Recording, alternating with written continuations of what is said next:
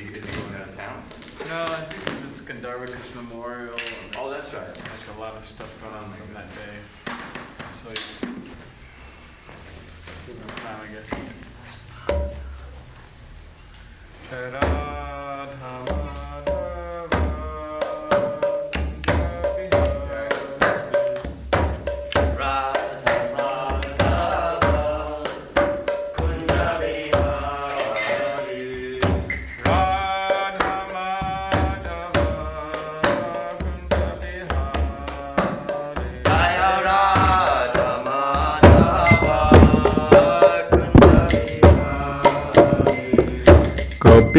Janavallabha Girivardhari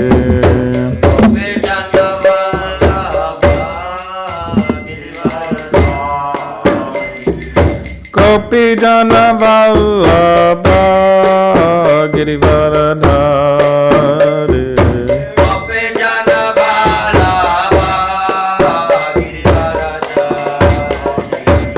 Yashodanandana Brajajana Ranjana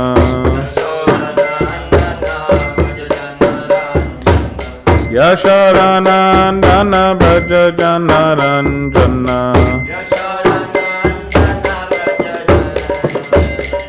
Yamuna Tira Vanachari Yamuna Tira Vanachari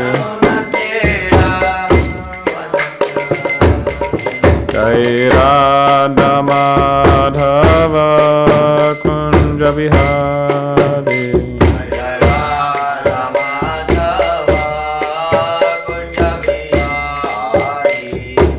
Radha Madhava Kunja Bihari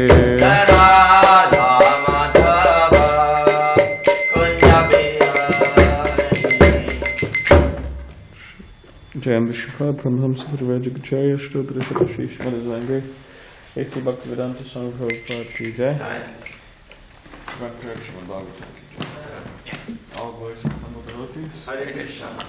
All glories to the assembled devotees. All glories to the assembled devotees. All glories to Shri Guru and Shri Garanga.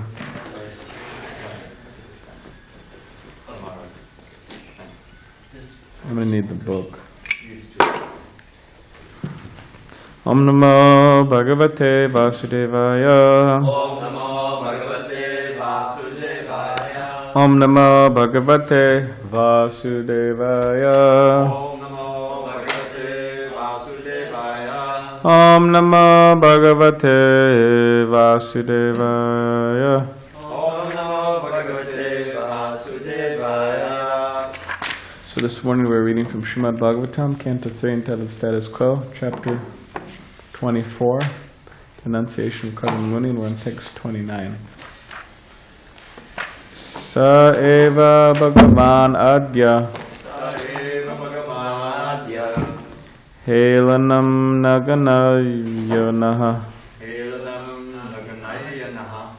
Griheshu Jatugram Yanam Yasvanam Pakshaposhanaha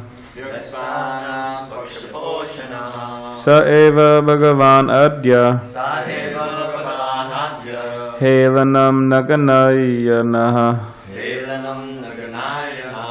Griheshu Jatagram Yanam Yasvanam Pakshaposhanaha Sa eva Bhagavan Adya Helanam Naganayanaha Griheshu Jatagram Yanam Yasvanam Pakshaposhanaha Saheva Bhagavanadya Helanam Naganayanaha Griheshu Jato Gramyanam Yaksvanam pakshaposhanaha. Yaksvanam pakshaposhanaha. Saeva Bhagavan Adya Sa eva bhagavanadya. Nayana Helanam janayana. Griheshridhatu Brahmanam Griheshyato brahmyanam. Yasvanam Pakshaposhanaha Yaksvanam pakshaposhanaha. Saeva Bhagavan Adya Sa eva bhagavanadya. Helanam Naganayanaha Helanam naganayana. Krishu Jato Gramyanam Griheshu jato gramyanam. Yasvanam Pakshaposhanaha Yaksvanam pakshaposhanaha. Saeva, Saeva. that very same The very same. Bhagavan, Bhagavan, Supreme Personality of Godhead, the Supreme Personality of Godhead. Adya, Adya, today, today. Helanam, Helanam, negligence, negligence. Na, Na, not, not. Ganayaya, Ganayaya, considering high and low, considering high and low. Naha, Naha, are, our. Griheshu, Griheshu, in the houses, in the houses. Jataha, Jataha, appeared, appeared. Gramyanam, Gramyanam, of ordinary householders, of ordinary householders. Yaha, Yaha, he who, he who. Svanam, Svanam, of his own devotees, of his own devotees. Pakshaposhanaha, Pakshaposhanaha, who supports the party. who supports the party. Translation. Not considering the negligence of ordinary householders like us, that very same Supreme Personality of Godhead appears in our homes just to support his devotees. Purport. Devotees are so affectionate toward the Personality of Godhead that although he does not appear before those who practice yoga in a secluded place, even after many, many births, he agrees to appear in a householder's home where devotees engage in devotional service without material yoga practice. In other words, devotional service to the Lord is so easy that even a householder can see the Supreme Personality of Godhead as one of the members of his household, as his son, as Karma Muni experienced. He was a householder, although a yogi, but he had the incarnation of the Supreme Personality of Godhead, Kapila Muni, as his son. Devotional service is such a powerful transcendental method that it surpasses all other methods of transcendental realization. The Lord says, therefore, that he lives neither in Vaikuntha nor in the heart of a yogi, but he lives where his pure devotees are always chanting and glorifying him. The Supreme Personality of God is known as Bhakti Vatsal. He is never described as Jnani Vatsal or Yogi Vatsal. He is always described as Bhakti Vatsal, because he is more inclined towards his devotees than toward other transcendentalists. In Bhagavad Gita it is confirmed that only a devotee can understand him as he is. Bhaktya mam abhijanati. One can understand me only by devotional service, not otherwise. That understanding alone is real because although jnanis, mental speculators, can realize only the effulgence or the bodily luster of the Supreme Personality of Godhead, and yogis can realize only the partial representation of the Supreme Personality of Godhead, a bhakta not only realizes him as he is, but also associates with the Personality of Godhead face to face.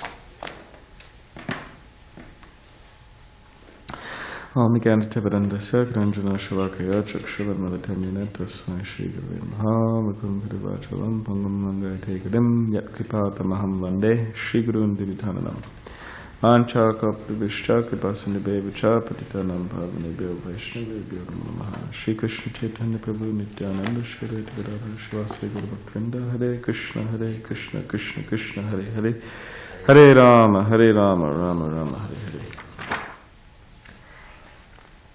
So someone has to take this seat here now because Marquise isn't here. He used to sit right here. The seat right here, the mat. It's an empty seat. We have to put somebody there now. Not you. I'm talking about someone. I'm not big enough to fill the seat. New bhakta, yeah, has to hold the seat because he's not going to be sitting there anymore.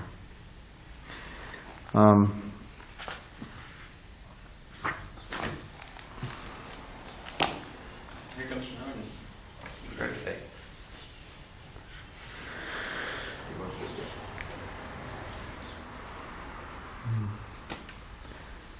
But he's not sitting there because he doesn't, because Marquise is not sitting there because he doesn't want to sit there anymore. So just like, just like the living entities having a relationship with Krishna. It's not that Krishna doesn't want to have the relationship with the living entities. The living entity doesn't want to have a relationship with Krishna. It's not Krishna's fault. It's the jiva's fault. They don't want to have a relationship. That's what's happening. But Krishna, he will appear in our lives in many ways if we want him to. That's the thing. Krishna will appear. And even if we don't want Krishna to appear, he will appear, and actually he's always there. Just like devotees, they go out and preach or teach or propagate the Krishna consciousness movement. Even though the conditions, it's not exactly that they want us, knocking on their door. Sometimes devotees go to doors and it says no soliciting, right? No soliciting means I don't want anybody knocking on my door, especially religious people. Generally speaking, that's what that means. Somebody selling me something or whatever, giving out Bibles. I don't want anything to do with any of these people. But sometimes devotees knock on the door. I don't know if that's the best thing to do, but sometimes they get not such a great response. People come out, and not in these neck of the woods they don't come out with shotguns, but maybe in other places they may come out with a shotgun, right? Get off my property. And so even if the jiva doesn't want Krishna, still Krishna tries to appear there to that person, and he does that via his the devotees or the sadhus or the sadhvis. He tries to appear Krishna, or he does appear again and again, right? So yeah, that's an interesting thing to note, that as devotees or as aspiring devotees, and that is our business, we have to appear. We have to make our appearance, right? Can't just hide and not make our appearance. We have to make our appearance in the material world with the whole idea of helping Krishna's mission of reestablishing real religious principles, or establishing sanity in the world. We have to make our appearance, or else it's just there's no, because people are so, there's a nice word, hell-bent, that means they're extremely determined and doing something, going very fast towards something, but they're extremely hell-bent on materialism, enjoying their senses and mind and whatever. They're hell-bent on that, and it's like a mosquito going into the flame. It's hard to stop that. Or it's like a crow going to garbage pile of garbage, or like a hog going to all types of things, right? Whatever they're eating. So, in other words, they're very determined. So the idea is that devotees have to what's that word when someone's an addict and intervene. Devotees have to intervene. Hey, stop a minute, buddy. Where are you going here? Maybe you should think about where you're going. And that's what devotees do. They because people aren't used to using their brain, thinking what they're doing, where they're going, like that. So if someone's serious, then Krishna will appear, just like Kardama Muni. He was a pretty serious person, pretty serious devotee. Meditating so long, so many austerities. Devahuti as well, very qualified, extremely qualified, right? So therefore Krishna appeared. He didn't appear just, Kapila Muni just didn't appear to some chump, some chump and some chumps, like Kardama Muni is some chump or something, Chump's a good word too. Chump means a stupid person or a fool, foolish person. So he just appeared for some chump, So in other words, we should try not to be in this mood, hey, I've been chanting Hare Krishna, why isn't Krishna, where's the nectar, right? Why isn't Krishna appearing before me, right? I haven't seen Krishna with the gopis dancing, out in the patio, right? Well, what's up? or whatever it may be. Where's my realizations? Where's my Krishna consciousness? Where's my relationship with Krishna? We shouldn't get into that mood, because that's a really wrong mood, because we shouldn't think ourselves qualified, actually, to have a relationship with Krishna. We should feel ourselves as chumps, right? And what's my qualification of relation with Krishna? And by the way, I've been neglecting Krishna for the last so many millions of lifetimes. Why should all of a sudden, a few months later, a few years later, Krishna just has to reciprocate with me? I've been ditching Krishna for a long time. If we ditched anybody else, they wouldn't reciprocate with us. That's for sure. Even in this life, they'll reject us. So, but we should try to be serious, and even though in the beginning, generally speaking, our Krishna consciousness is not, we don't join or get involved in a very serious way. I mean, we kind of do, but not like really serious. For example, people that come and, oh, this is whatever, nice halava, or this is nice, these people are nice. I like the philosophy, I like chanting. But it's not like a serious, Tivrena Bhakti Yoga, an intense devotional service with the aim of going back to Godhead and pure devotional service. That's not there. But over time, that's supposed to develop. That's the whole point. It's supposed to develop. So, and that's how things always work out in the material world. That in the beginning, it's not a serious thing. Most endeavors are not a serious thing. Just like I was in school, elementary. Luckily, I'm not in elementary anymore. But I was there, and we're young guys, and I stayed in Oregon for a few years. I went to elementary school there for a few years, and we're joking around. I was joking around, and it was in a classroom. It rains a lot in Oregon, so it was a recess in class, in the classroom, because you can't go out in the rain. So we had a lot of those. We played chess and play all types of stuff. Whatever those, checkers, chess, all these things. So we're inside, and I don't know where the teacher is. I don't know how we're getting away with this, but somehow or other, I was the person. I was swinging at this fellow, at his face, jokingly. And the whole game was to see how close I could get to his face, right, without actually hitting his face. So it was just a joking thing, joking.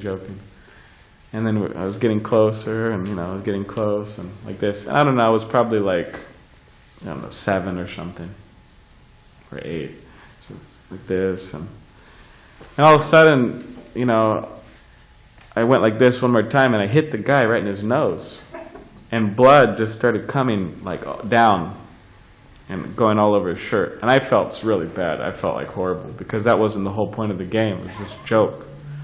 I felt extremely horrible. And, the teacher came, the kid was crying and everything, and then he went to the nurse's office or principal's office. I forgot what happened. They probably called me into the principal's office too. They probably called her too.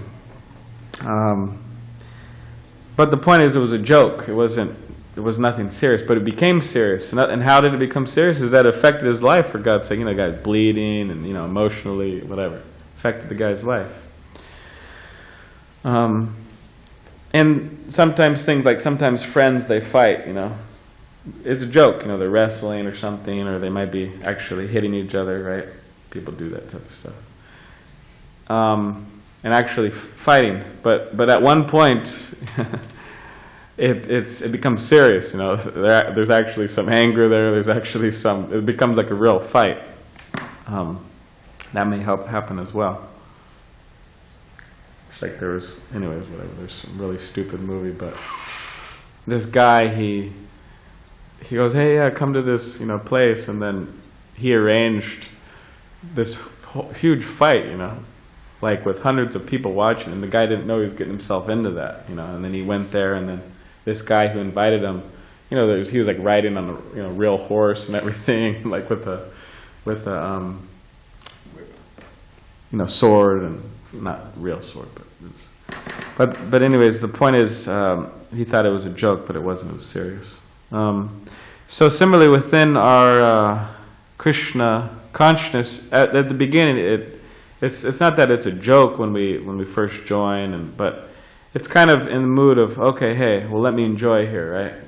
These are nice people, nice food or nice atmosphere, but there's not a serious endeavor for pure devotional service. But in order for Krishna to appear in any way, in any way, and for us to reestablish that relationship, we have to be very, very serious, or else it's not going to happen. And we may be endeavoring for many births to have that relationship, but if we're not serious, it won't happen. Just like Krishnadas Kaviraj Goswami says, we could be chanting for, I think it's millions or billions of lives, but until one gives the fences, then they won't get what the purpose of the chanting is. And what's the purpose? Or the goal? Yeah, Krishna Prem. They won't get that.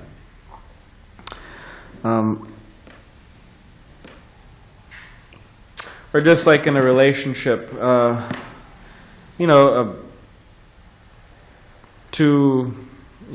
woman and a man, they're young and whatever, she's beautiful, he's handsome, whatever, or they think they're, or he thinks she's beautiful and she thinks he's handsome, maybe they're not, I don't know. I think Prabhupada says something like that's the trick of nature, that every man thinks his wife is beautiful. Yeah, every man thinks his wife is beautiful. And also, when women are younger, then practically anyone will be attracted to them. Somehow their nature arranges that. It's actually, I guess it's helpful in many ways, but because after all, the material world has to keep on going. But yeah, they get together and they're just attracted to each other, physically attracted or whatever it may be, and then they get in a relationship, they get married, right? Like kind of mode of passion type of thing.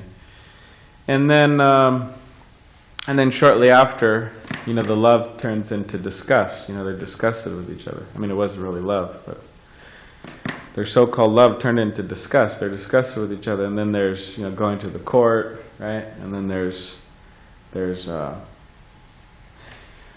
fighting over who gets the children. I mean, sometimes this is a really big thing, that the mother wants the children, and then the father wants the children. There's a huge fight, dispute about it. I know a few devotees now who are having disputes in a court.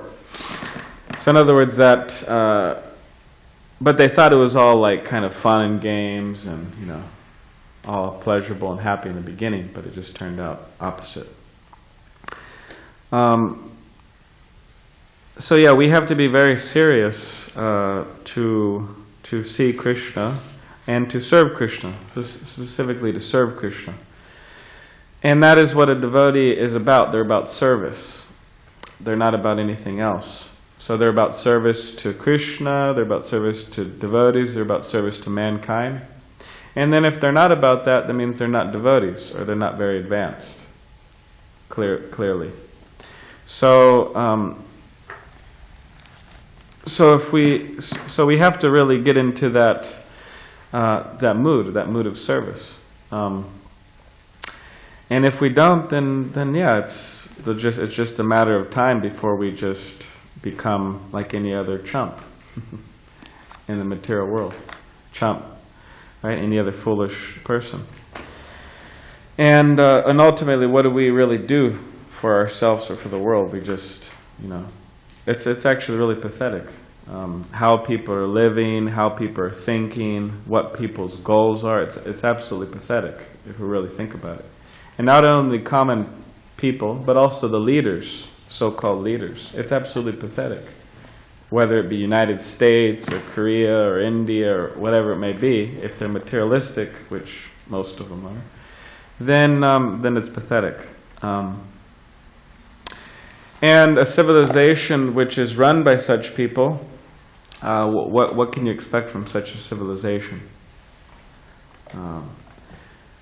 Not much. So the whole idea is that Srila Prabhupada, he's begging us and he's pleading with us and he's he's praying for us, and he's wishing and doing everything he can, also devotees, that we get serious and we become purified and we become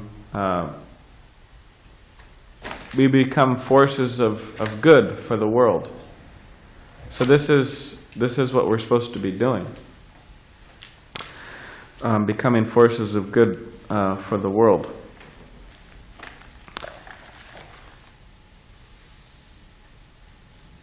And this is Srila Prabhupada's great desire. So yeah, we should get serious about that, or we should try to get more serious about that. And devotional service, it says, is such a powerful transcendental method that it surpasses all the methods of transcendental realization. So nowadays, what can people do? I mean, as far as I could see, people have a hard time even, I don't want to, but a lot of people have a hard time even following regulative principles, the 4 regulative principles, which is basic. Human life. Yeah, human life, basic stuff. And chanting 16 rounds, they have a hard time doing that, right?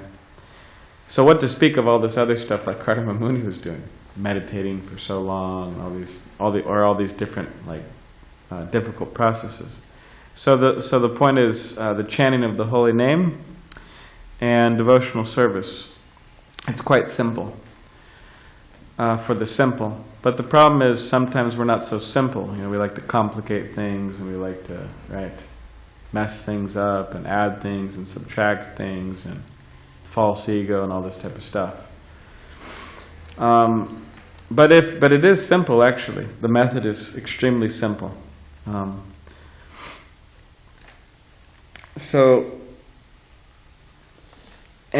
Sometimes people say, "Oh, well, it's too simple, right? You need something else." Like as if Prabhupada didn't give everything or something like that. But within the holy name of Krishna, even if Srila Prabhupada just gave us the holy name of Krishna, that is everything. Because by that, one attains everything. One attains the spiritual world, one attains perfection, one attains all the good qualities, one attains love of God, one attains everything. So we shouldn't be under illusion that, I need something else. If we're under illusion that we need something else, that means we've been thoroughly, thoroughly cheated, by our mind or senses or other people. So, and as it said, Harinama, Harinama, Harinama, Kevalam, Kalau, Nasdeva, Nasdeva, Nasdeva, Gatirnita. That in this age of Kali, the process of civilization, or the only way, is by chanting the holy name, chanting the holy name. There's no other way. So that's the process to chant. So we have to get used to that. We have to accept that. And we may try to be a jnani, or we may try to be a yogi. But as it said here, that Krishna is Bhaktavatsal. And then Prabhupada says he's not Jnani Vatsal or Yogi Vatsal, he's Bhakta Vatsal. So if we become a Bhakta, then Krishna will be more interested in helping us, and which is normal, because if someone's interested in us, we're interested in them, right? Or if somebody loves us, we love them. Generally speaking, that's the usual thing. So Krishna is a person, and if we try to have a relationship with him, then he'll be interested in us, clearly, and he'll be willing to help us and help us come along. And it's saying that only he is more inclined towards the devotees. And in Bhagavad Gita is confirmed that only a devotee can understand him as he is. So we understand him by devotional service. So there's 9 processes of devotional service: Shravanam, Kirtanam, Vishnu Smaranam, Pada Sevanam, Archanam. You know the last ones? Okay. Vandanam, Dasyam, Sakyam, Atma, Nivedanam. So hearing and chanting, shravanam, kirtanam, smaranam, remembering, shravanam, kirtanam, Vishnu smaranam, padasevanam, serving the lotus feet, archanam, worshiping the deity, vandanam, offering prayers, sakyam, becoming friends, and atman nivedanam, surrendering everything. Offering one's very self. What is it? Offering one's very Yeah, self. offering one's very self. And yeah. So, so these are the processes of devotional service. Now we could engage. We could do these same things in relation to the material world, right? We could hear about all the wonderful things happen in the world, and all the people in the world, what they're doing, right? Or we could chant about them, speak about them, right? Or we could Go online. go online, serve their lotus feet, or whatever we may worship them, or whatever we could engage in these processes with in this material world. And that's what most people do. And by that, they just get another material body, right? Because they're just attracted to this material world, they get in the material body. So we have a tendency to do these, engage in these processes. So the idea is we should engage in these processes in relation to Krishna. And also, we could engage in these processes in relation to pure devotees, or in relation to devotees in general, which we should. Hear about them, chant about them, right? In this way, we'll actually make some advancement, we'll actually be happy in life. And if we're not happy, or if we're at all unhappy on any level, right? Whether it be... Because the thing is, Krishna consciousness, it takes care of everything. It takes care of everything. So it takes care of physical... physically it takes care of us, everything it takes, on all levels will be taken care of. Because Krishna takes care of his devotees. And if we're not feeling taken care of, that means we're an illusion. So if we're Krishna conscious, we'll be taken care of, and actually Krishna taking care of everybody.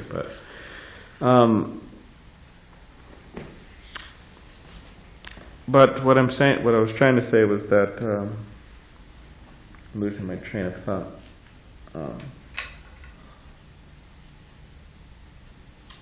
Yeah, that if we're at all unhappy on any level, or not peaceful, or disturbed, or wherever it may be, that means there's something lacking.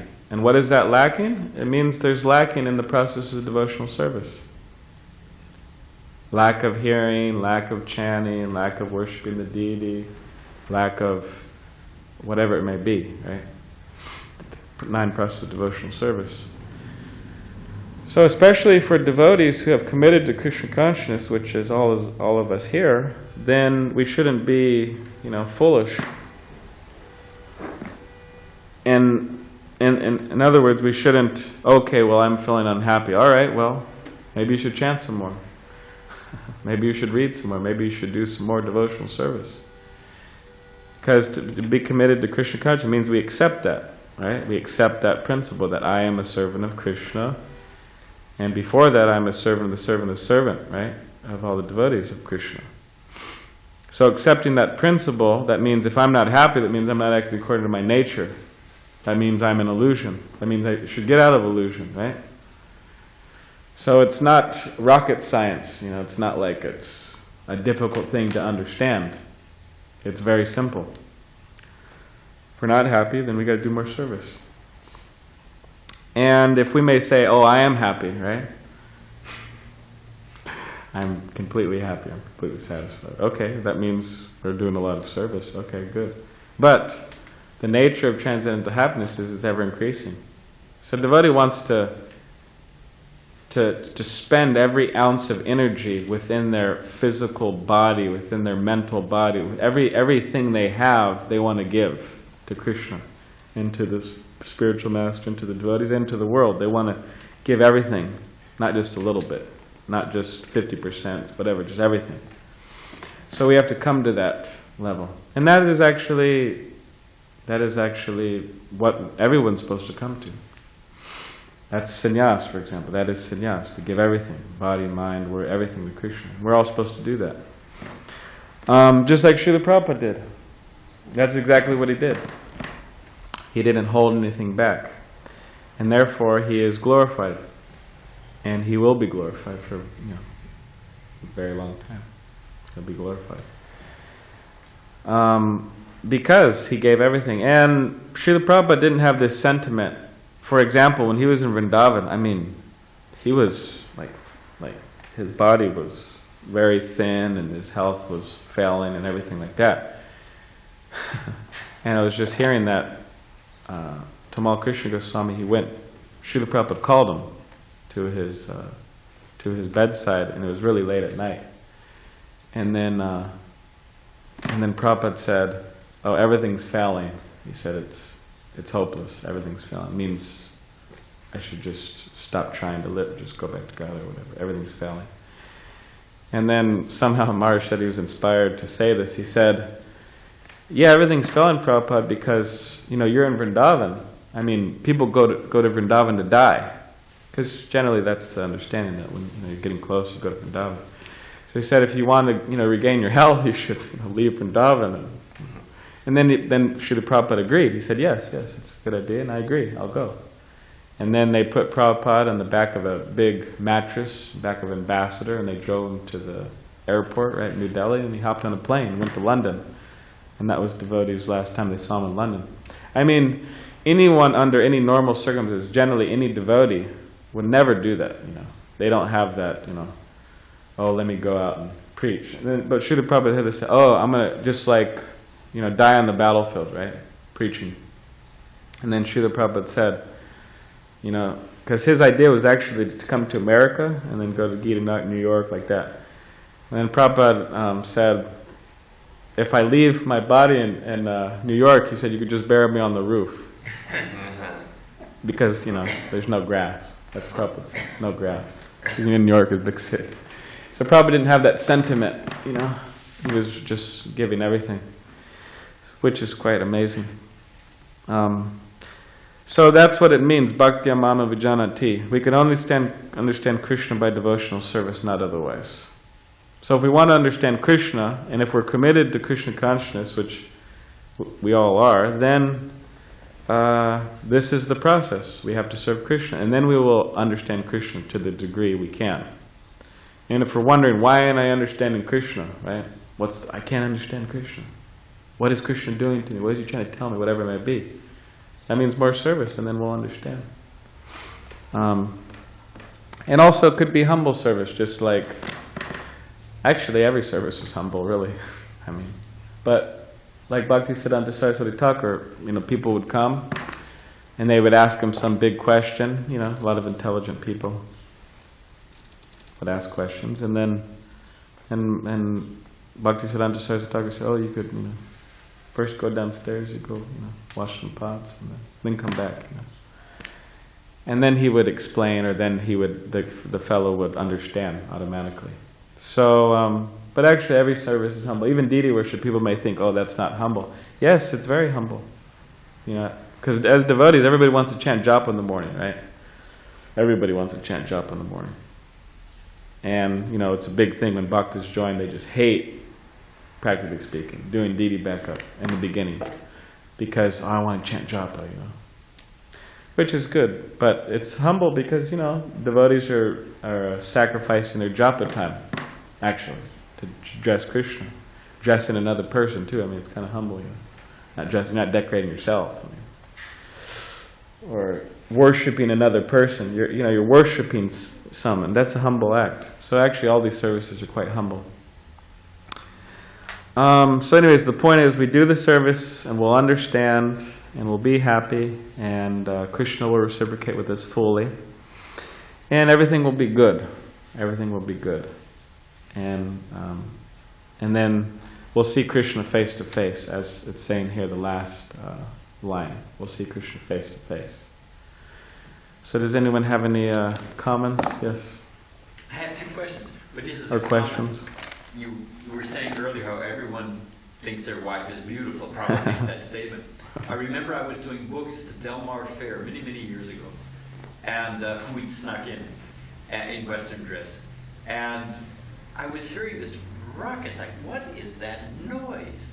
So I went over to check, I just followed the sound of the noise, and it turns out it was the swine house. You know, because it's the 4-H club, it's a you know, what a county fair. So they had the horse show and the cow show, and they had the swine, all the pigs. And they had all the male pigs. They would picture a barn, picture an aisle down the middle, and all the little stalls on one side, stalls on the other facing. And all the men pigs were on one side, and all the lady pigs were on the other side. And they were mad to get after each other. It was like, wow, look at that snout, look at that tail, look at those legs, oh my. And they were the ugliest, nasty things I ever saw. But in that body, they were thinking, oh, very nice. So everyone's like, we think, well, my wife, or, you know, whatever I'm attacked, well, it's a very good thing, you know. Yeah. It's all nonsense. Someone who's detached can see the foolishness of it. I have two questions. You can take one or the other. I guess I'll ask my first one first. You know, you said it's all about service. Well, I'm serving Krishna. I'm going to play harmonium all day long. So that's service to Krishna. Well, why do I have to? You know, I don't want to clean. I don't want to go out on books. I don't want to sweep the floor. I'm serving. So what's the problem? You know, I'm just going to play harmonium all day. Yeah. So, all right. if it's all, you know, this service, that service, what's the difference? All right, I could try to answer that, or answer that. Well, if somebody's living in the temple, then obviously there's stuff that has to be done at the temple. I mean, it's Krishna's house. It's Radha Giridhari's house.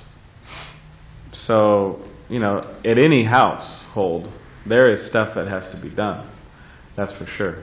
You know, laundry or cleaning or washing the pot or washing the dishes. There's just stuff that has to be done.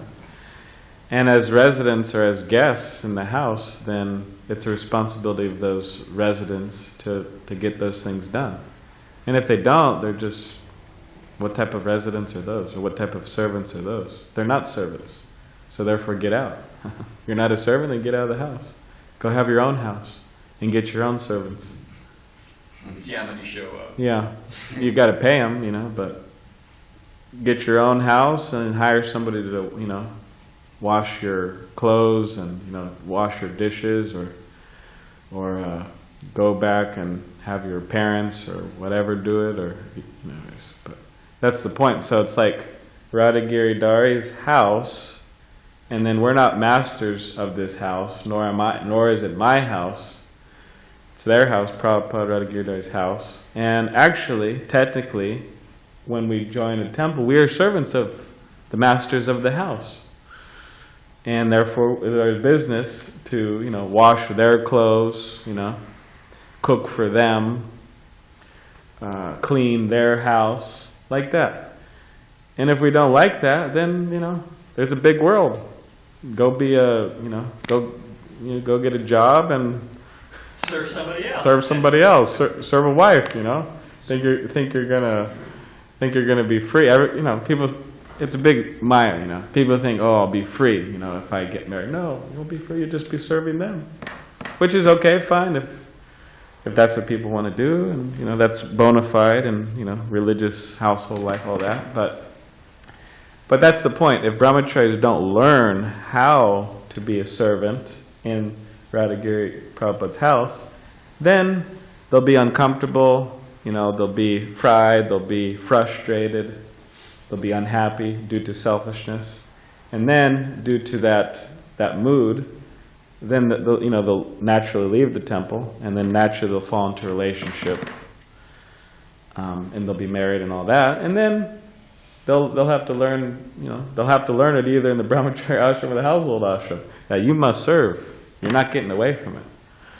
You have to serve the children and the wife, and that's a serious business, actually. So if there's stuff that has to be done and there's only so many residents and this and that, then it is our responsibility to see that those things are done. And somehow or other that they're done. And then, but that's a pleasant thing, actually. It's purifying. It purifies our heart. We'll actually be happy serving. I mean, if you're in anybody else's house serving, I mean, I wouldn't be happy. I guess I'm kind of a puffed up guy. No, it's a symptom of Brahman. He doesn't want to serve others, become somebody's slave. Yeah, I would be unhappy.